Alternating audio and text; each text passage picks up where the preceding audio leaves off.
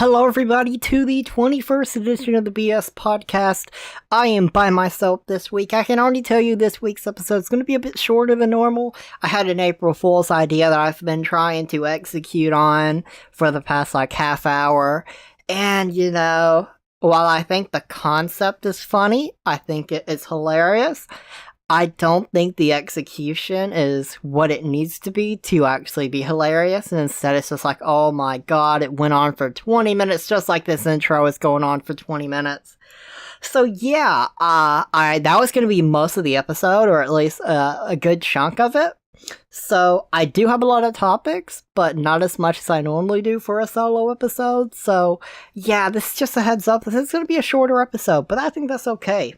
The first topic I have is there's multiple trailer and demo reactions this week that cover the game in spirit for me.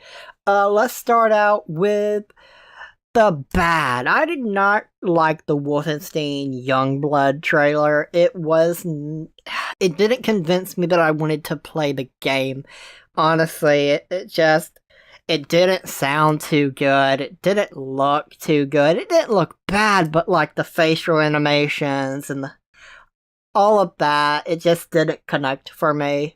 So I don't think I'm going to be getting Wolfenstein Youngblood. I've never played any of the Wolfenstein games anyway. And unfortunately, this one also does not look like it's going to be my cup of tea.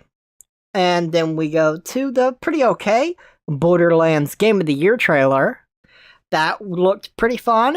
I've never played a Borderlands game either, as you can see. A long list of games I've never played.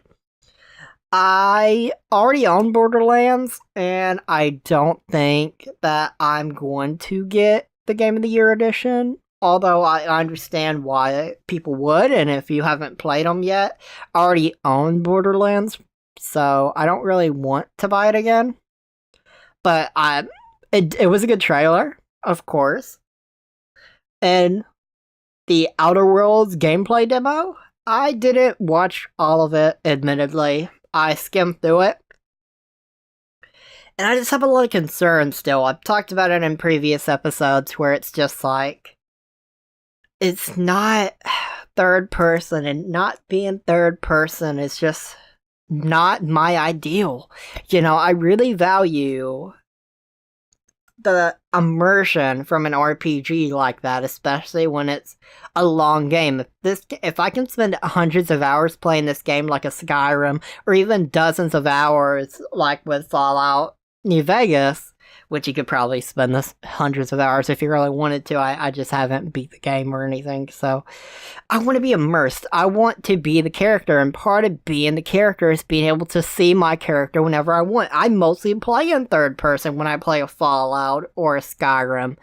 That's just how I generally play. Unless the aiming is way better in third person, it's awful. I'm mostly in third person. So it really worries me about the Outer Worlds, because it doesn't look bad to me.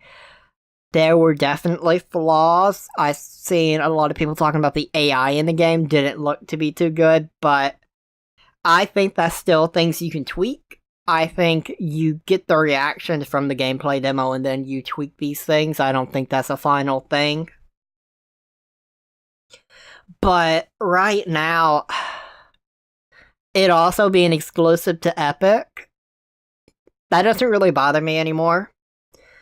I got the Elder Scrolls 3 Morrowind for free for the Bethesda launcher, and I seen it on Reddit that was an offer they were doing, and I'm just like, free? Okay, I'll take it. I want to play this game down the road. And then I'm like, it's pretty hypocritical of me to get this game for free on a launcher I've never used before, but I want to play the game, so my argument for why I wouldn't go to Epic or wouldn't go elsewhere, I guess I kind of defeated myself there, just with I've always said, for the most part, that it wasn't a big deal, and so I guess this just kind of put the hammer to the nail. Definitely not a big deal. So yeah, I got Morrowind. Hopefully I'll mod it graphically make it look better, because I don't need it to be Skyrim quality, even Xbox 360 Skyrim. I can play Fallout 3 and not complain about the graphics, but Oblivion, I can't play the base game of Oblivion. I just can't immerse myself in it because of how bad it looks. Not to say it's bad for the time, but as a 21-year-old who first played Skyrim and then Fallout 3 in New Vegas, Oblivion's just a big step back. So that's my stance on that. And the final game trailer, Borderlands 3. This looked fantastic. It looks so fun. I'm not really sure, since as I said, I've never played a Borderlands, really. I'm not sure if they really do a story or not. I think they do a vague story with some narrative stuff, but nothing that's gonna get you super emotionally invested or anything. It's just more of a good time, a good ride. And I can appreciate that. I think that will be good. I probably won't get it immediately. I'll probably wait for it to be on sale, just because the backlog of games I want to play is super big. Which actually, that brings to something I was working on earlier today. I was looking at, I want to stream games on Twitch when I get full on internet once I get moved.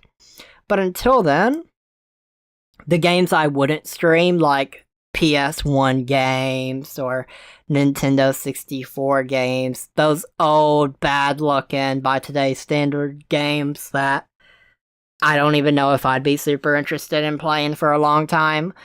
I want to start from when I was born. I don't want to go further back than when I was born. I know that's kind of weird, but 1998. I don't want to go further back than that. I just want to do my time forward. So I'm going to be starting that. Probably tomorrow I'm going to start playing games from 1998 that I think could be good, could be something I like, and slowly advance to more and more current time. I don't know how that's actually going to go. I've been playing Pokemon a lot lately, but that's kind of a different story than playing a different kind of game that isn't a JRPG. I can forgive graphics on like a JRPG more than I can like in a full-on open world RPG like the Elder Scrolls. It's just two completely different games that have two completely different standards for me. But I don't know. We'll see how that goes. Maybe I'll give an update down the road if anyone is interested in hearing about that. Going from gaming to TVs and movies. I try and do gaming first and then cover the media when it comes to TV, movies, Hulu, Netflix, Disney, in the middle. First, I want to talk about I watched Aquaman today. We got it on Blu-ray this week, and we watched it today. I thought it was really good.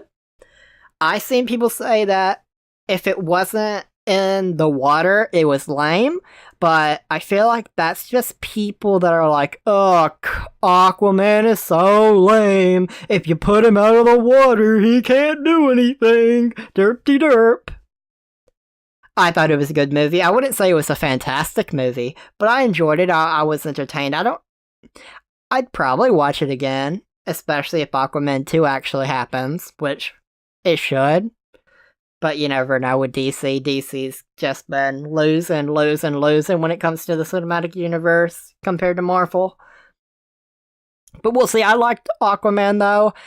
I wouldn't say it was great. It was good. That would be it isn't bad, it isn't average. It was good for me.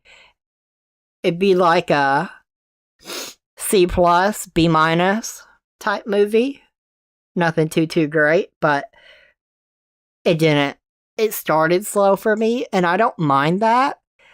But it took me a while to not be like, okay, let me look down at my phone for a minute while they're doing the younger family stuff, and then let me look up when this is happening, but nothing's really happening, so I'm gonna just look at my phone. I did that probably for the first 30-40 minutes, and that's partly on me. I was kind of tired watching the movie, but at the same time it should captivate me and make me interested So I guess that's bam bam for that. That's why it's a C plus B minus for me. Not everything can immediately bam hook you. And I think it also hurts it that Aquaman should have happened before Justice League, but I understand that DC didn't want to completely copy what Marvel did. So, going kind of with Marvel, we're going to go down this road. We're going to go Disney, and then we're going to go from Disney to Hulu. Hulu told network partners like NBC, Fox, Turner, and Viacom that it will implement a new cap on ads and has been quietly enforcing the regulations since the start of the year. Previously, commercial breaks on Hulu could run anywhere from 180 seconds to 240 seconds. But now, those ads, they can only last 90 seconds, according to Peter Naylor, head of advertising sales of Hulu. I think this is a great change. I know I don't use Hulu yet, since I haven't even really watched everything there is to see on Netflix, and I'm not even anywhere close to that. So until that happens, I shouldn't really be interested in getting Hulu.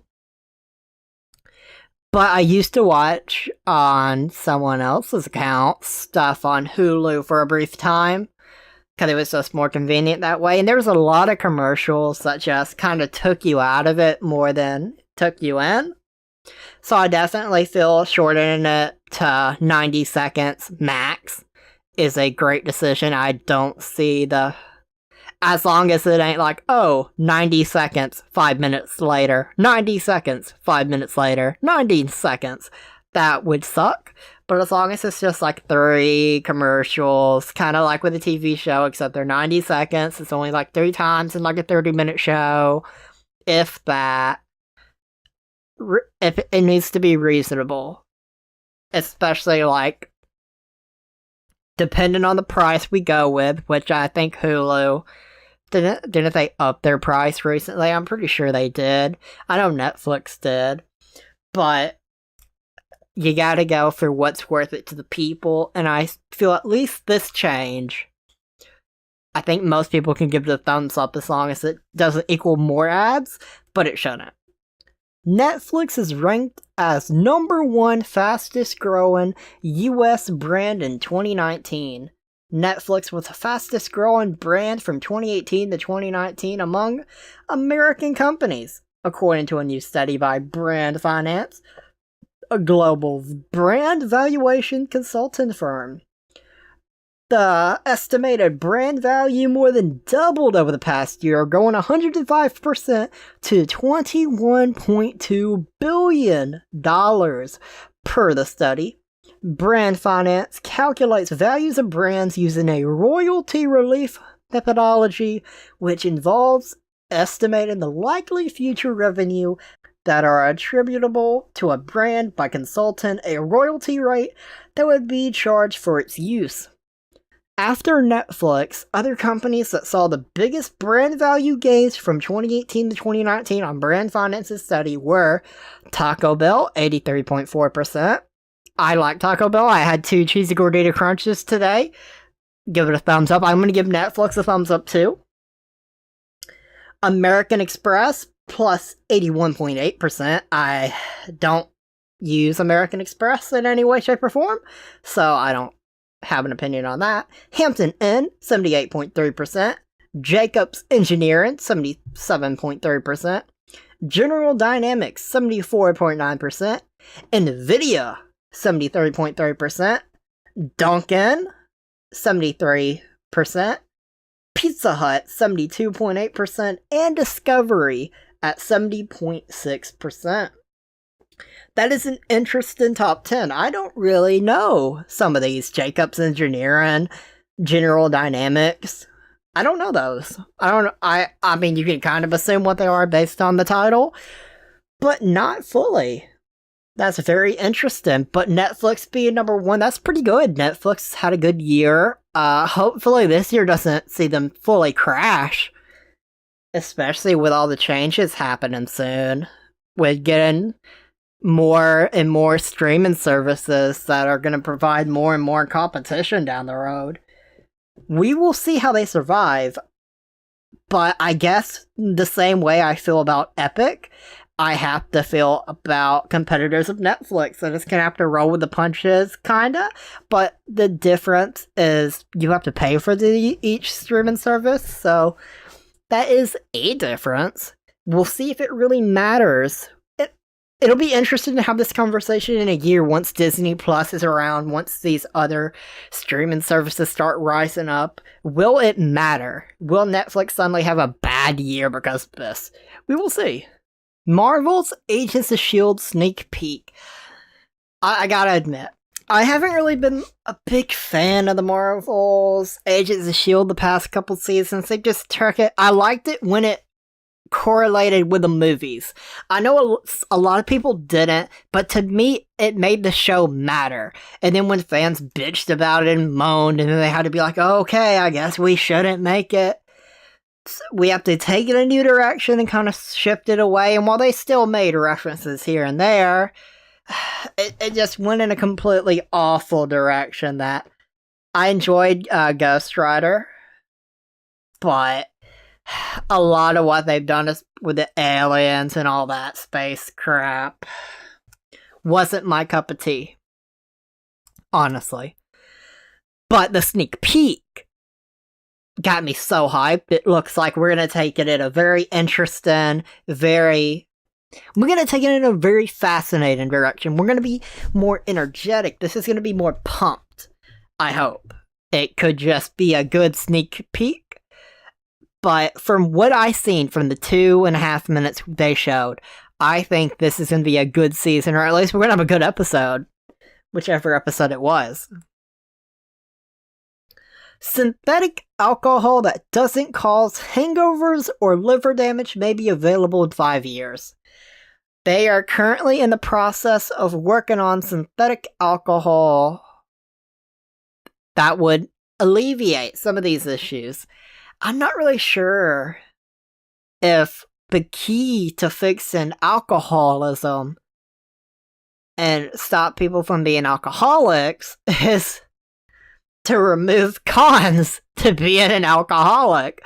I think you're just encouraging more people, especially younger people, to be like, well, I don't want to smoke because smoking can give you lung cancer or what have you. I don't want to drink because it can do this damage to my body long term, and I'm like 20 years old and I don't want to deal with this down the road. And then if you successfully start removing big cons like this, I do not think that is the direction we need to be headed in. If anything, we need to provide ways to go the opposite direction. In my opinion, I'm not really for synthetic alcohol. Unless it stops people acting like fucking idiots and then being like, oh, I'm drunk, that's an excuse. I don't think that being drunk gives you an excuse for how you act. So yeah, I'm just not for this at all. And of course, the final topic, as I said, very short episode. My April Fool's thing being a bust completely derailed the momentum. And the length of the episode, that was going to be 45 minutes-ish. So, last week, Mini-Me and I played this game with him. I gave him very dastardly criminals, and I had him pick the punishment. I thought it was hilarious. So, since I'm by myself this week, I wanted to play the game. Now, to be fair, I do know the answer to these, but I think the fun of it is imagining what I would do and being like, okay, this is what's going to happen. So the first scenario. Office Depot rigged PC malware scans to sell unneeded $300 tech support. So, they gave you false malware to make you want to buy a $300 tech support type thing. That is so awful. I think if I was judge, jury, and hypothetical executional, my punishment for the Office Depot workers would be 20 lashes.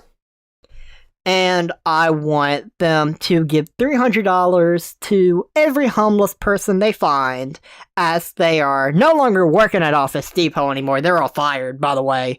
I would make sure that happened. But they would be their new job. They don't get paid for this job, but they're going to scour the United States for homeless people, and they're going to give each of them $300. Whether or not they're actually homeless or not, if they look homeless, you give them $300. That's their punishment. They have to do this for a year, and then at the end of the year, maybe they can work at Office Depot if I think they've learned their lesson. But the lashes and then the homeless person year-long extravaganza, that's the punishment for this. Now, what actually happened? Office Depot and its software supplier have to pay $35 million towards refunds. Now, to be fair, I feel like my punishment is probably cheaper. So, if you're one of these Office Depot people, maybe you want to go down my route. Maybe you want to be like, his punishment, the lashes are gonna suck, but I get to travel all across the United States and interact with people and give them money. Clearly that's what I want to do, because I'm not selfish at all, and I didn't try and scam people out of $300 for unneeded tech support. Second scenario. Eastern Kentucky man sues Hampton Inn, accuses boss of trying to force an exorcism on him. Now, okay, wasn't Hampton Inn actually on the list earlier? Yeah, they were in the top 10 earlier. That's hilarious. I did not plan that at all. Okay, so I am gonna say we're gonna punish both of these people. The Hampton Inn dude, whether or not the boss actually did anything or not, I feel like he should pay a $150 fine to an exorcist for plagiarism. And yes, I know what plagiarism is and the proper use of plagiarism. Don't question my punishment. I am the judge. Thank you. And the Eastern Kentucky man, well, he's gonna go to prison for life. One, because he's probably a liar. And two, you know what they say about people in Kentucky. I don't know why Reddit has this... we're going off topic now. But I don't know why Reddit has this incest is an Alabama thing. And then they default to it's the whole South. No. Here in Tennessee, we say Kentucky. I live in the South, and we say Kentucky. So Reddit, get your fucking shit together. It's Kentucky. Kentucky, not Alabama. Thank you. So this lawsuit hasn't actually happened or anything yet, so there's no punishment yet for these people in actuality. But I feel like life in prison to the Kentucky man, and a fine, and the Hampton Inn guy having the fine. That's good. I like that. The final scenario.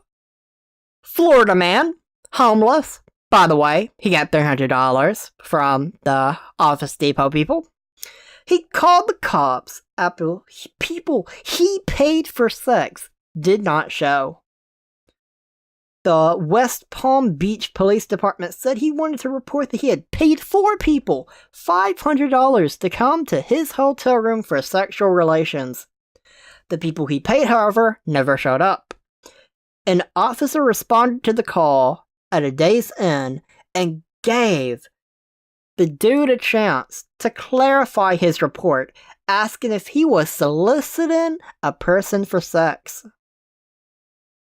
Now, I feel like the homeless Florida man, the Florida men are very awful creatures. They are chaotic evil in D&D. So I'm gonna say life in prison, but he's get $300 every day from the Office Depot people. They have to make specific trips to his prison and give him $300. And eventually, maybe he can pay bail. His bail, we're going to say it's going to be $1 million. So he just has to get that rounded up. I mean, apparently he had $500 to pay these, I guess what he wanted, prostitutes, but he was handcuffed after confirming that that was his intention. Authorities took him to the Palm Beach County Jail, where he was charged with a single count of soliciting a prostitute. Their arrest report showed it was his first offense. His bond was set at $500, and he bailed out Sunday afternoon. Now, you see, I feel like they're being too nice. One, you have to give him $300, not fine him. I'm going to go in and take away the bail option and the prison. I'm going to completely change my answer. I feel like it was inappropriate. I feel like the true answer here is he's going to be at a zoo. The Florida Man. The wild creature. We're going to have the Florida Man Zoo, where he gets $300 a day from the Office Depot people to be a Florida man at a Florida Man Zoo. I think that's going to be the great direction we go in with this. I feel like I have awarded these fine criminals very well. I hope that everyone has enjoyed this episode of the BS Podcast. I guess I can end this off with saying I am still, if anyone follows me on Instagram, at Wesocracy. You will see I haven't posted in a bit, but I am actively using the Lose It app, and I have not gone over at all. I've not any single day gone over my calorie limit. I haven't weighed in over a week, so I don't know my exact weight. I probably should do that. I'll probably do that in the morning. I hope you all enjoyed this episode. Make sure to leave a like, comment, and subscribe.